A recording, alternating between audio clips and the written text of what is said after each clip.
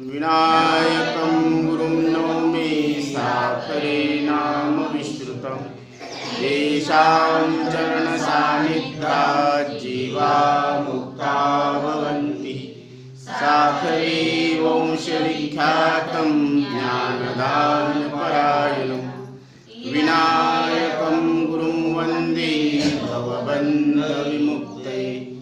ज्ञानप्रतापविलसत्वचनामृतं च अद्वैतभावपटुता हितबुद्धिरस्य ज्ञानेश्वरस्तु भगवान् अवतीर्णैव श्रीरङ्गनाथ गुरुराज नमोस्तु तुभ्यम्।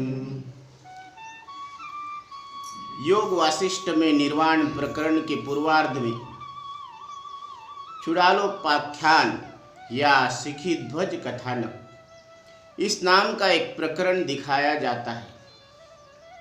उसी के आधार पर यह आख्यान काव्य हंसराज स्वामी ने रचित है।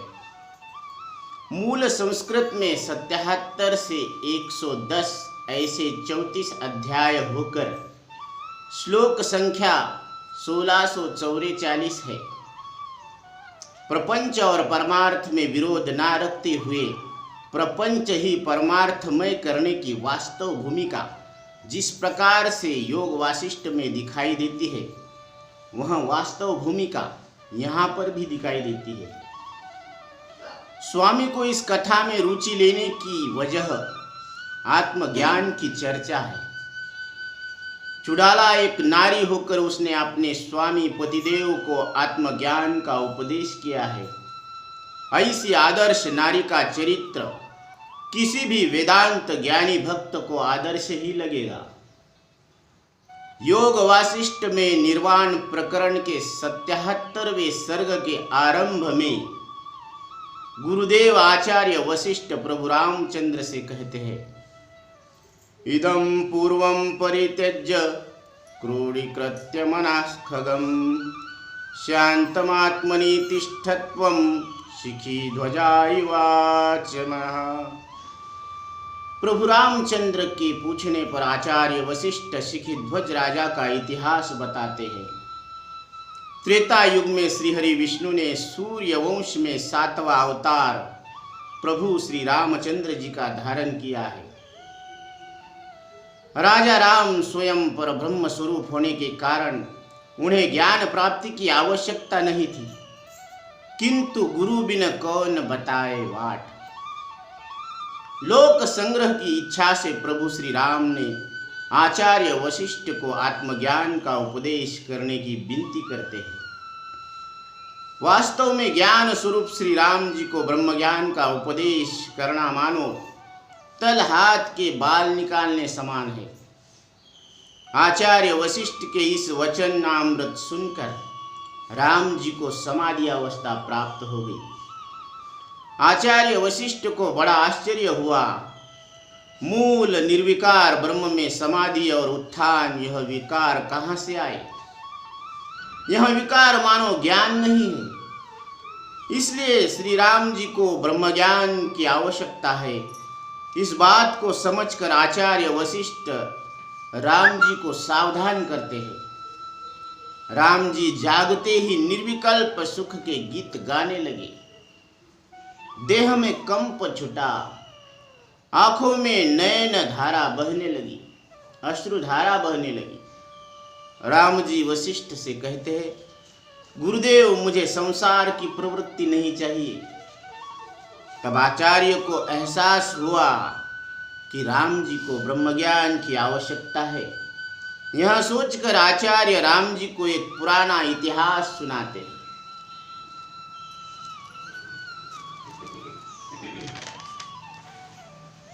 शिखीध्वज नामक एक प्रजापालन तत्पर राजा हो चुका, जिसकी पत्नी चुड़ाला एक पतिव्रता नारी थी। न्याय से प्रजा का पालन करते हुए राजा रानी को ज्ञानी मुनि से ज्ञान प्राप्ति का योग आया। मुनि ने उनको वेदांत शास्त्र का उपदेश दिया। चुड़ाला बुद्धिमान होने के कारण उसे तत्काल ब्रह्मज्ञान हो गया। आंतरिक समाधान से उसकी काया पलट गई। राजा को आत्मज्ञान की प्राप्ति न होने के कारण चुड़ाला में आया हुआ यह परिवर्तन समझ न पाया। वृद्धावस्था में भी तुम्हें विषय मीठे लगने लगे कहकर राजा ने चुड़ाला को चिढ़ाना। चुड़ाला ने ब्रह्म सुख के शाश्वत मिठास का बहुत वर्णन किया, पर पालथे घड़े पर पानी के समान राजा पर उसका कोई प्रभाव नहीं पड़ा। चुड़ाला ने स्वयं राजा को उपदेश करने का निश्चय किया। चुड़ाला के इस प्रयत्न का इतना असर हुआ कि राजा सर्व विषयों से अनासक्त हुआ।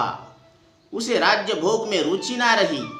एक दिन मन में ज्ञान प्राप्ति की लालसा से चुड़ाला अनभिज्ञ है यह देखकर उसने गृह त्याग कर वन की ओर चला गया। भटकते भटकते वह मेरु पर्वत की गुहा में तप करना आरंभ किया। चुड़ाला ने बहुत प्रयास किया पर राजा का पता नहीं चला। तब चुड़ाला ने योग ऋषि से योग का अभ्यास किया और योगिक सिद्धि की सहायता से राजा का पता चल गया। राजा का तप चल ही रहा था, उसमें विघ्न न डालते हुए वह राजधानी आकर मंत्री के सहायता से राजपाट करने लगी। 3 साल बीत गए। राजा तब से निराश हो गया। उसके आचरण की निरर्थकता उसे पटने लगी। गुरुदेव का महत्व पटने लगा और गुरुदेव की भेंट होने हेतु सदैव बेचैन रहने लगा। चुड़ाला ने राजा की यह बेचैनी अंतर्ज्ञान से समझकर जानकर राजपाट मंत्री को देकर राजा की ओर चल पड़ी।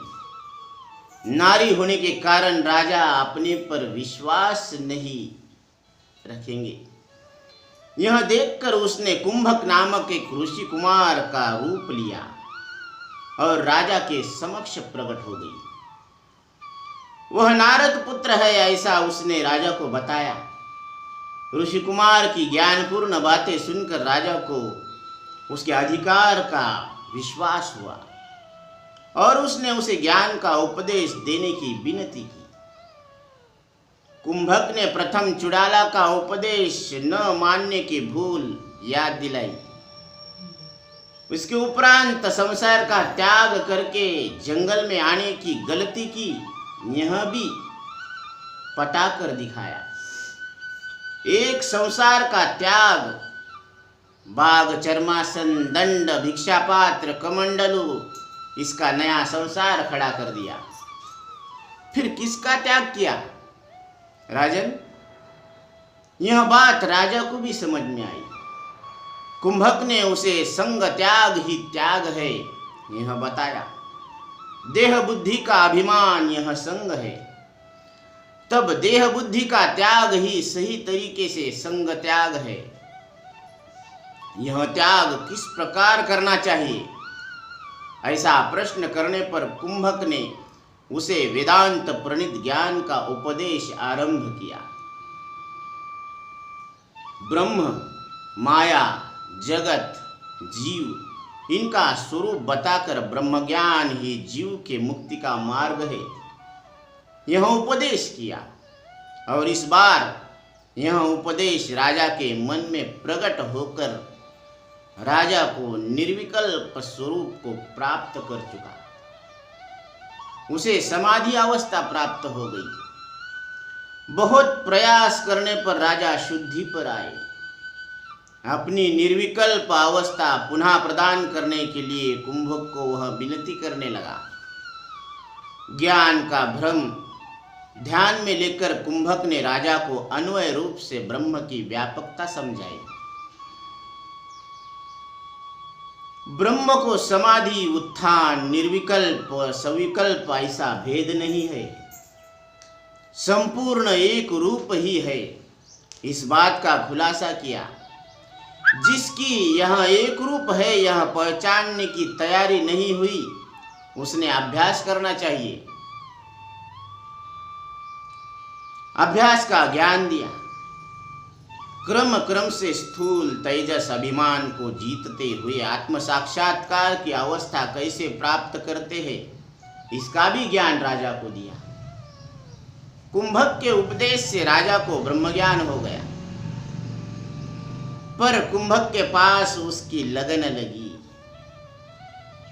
कुंभक, मुझे छोड़कर मत जाना। यह विनती राजा ने कुंभक को की। कुंभक ने भी उसकी विनती स्वीकार की और दोनों मित्र भाव से रहने लगे। कुंभक ने राजा की हर प्रकार से परीक्षा ली, माइक इंद्र निर्माण किए, स्वर्ग का प्रलोभन दिया, पर राजा स्वर्ग सुख में लिप्त नहीं हुआ। तत्पश्चात कुंभक ने ऋषि दुर्वासा के शाप से उसे रात को नारी के रूप में रहना पड़ेगा, ऐसा राजा से कहा। और इस प्रकार दिन में पुरुष और रात्रि में नारी मदनिका नाम के स्त्री रूप में रहने लगा। फिर भी राजा अविचल था। मदनिका ने राजा से विवाह करने की मांग की।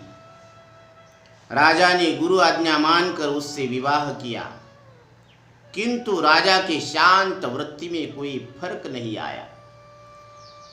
तभी चुड़ाला ने प्रकट होकर राजा को उसकी योग्यता भी समझ आई।